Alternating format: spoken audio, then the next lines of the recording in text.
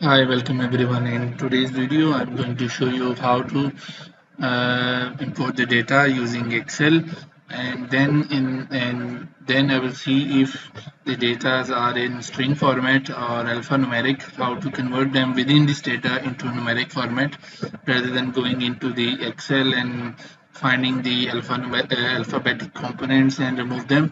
So we'll start with importing the data. For that, we'll go and import an Excel file. So when you press the Excel file, you will find the file where it is. So I will select my data, and then it will show me a template. So you can see the first row has full names, then second row has short names. So what I have to do is I have to skip the first row. For that, I will do cell. I will start the cell from A2. So it will happen, it will skip the first row with full names but keep the second row as short names, and then when you press OK, it will import the data.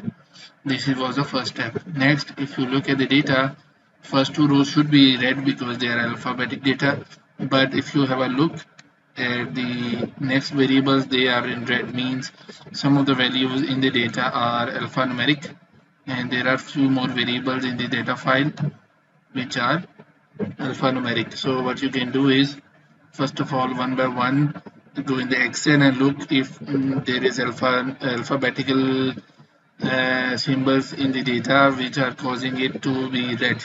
If they are red, they cannot be used in any quantitative data analysis because they are not numerical data. So how to confirm how many of them are not numeric?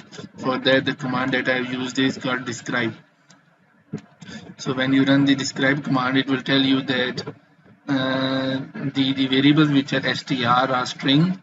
So there are four of them here, and then there are 5, 6, 7, and then 6 of them here. So there are 13, 14, 15, 16. So there are around 16 values. So what I have to do is, the command that we use is dstring and the variable names, and then replace. So when you run it, it will replace the data and remove the characters, uh, and then make it numeric data. So when you have a look, now the data is in black, means it's converted into numeric. So this way you can convert your numeric variables into alphanumeric variables into numeric. So what can do, how can we check? So I will just run the regression on the variables that were initially alphanumeric. Now they are double. So when I run the regression, it is running, means the data has been converted into numeric format. So hope you like this video. In this video, I have showed you a trick that can reduce your time in converting the data that is useful to, that is usable to do the data analysis instead. Thank you. Bye.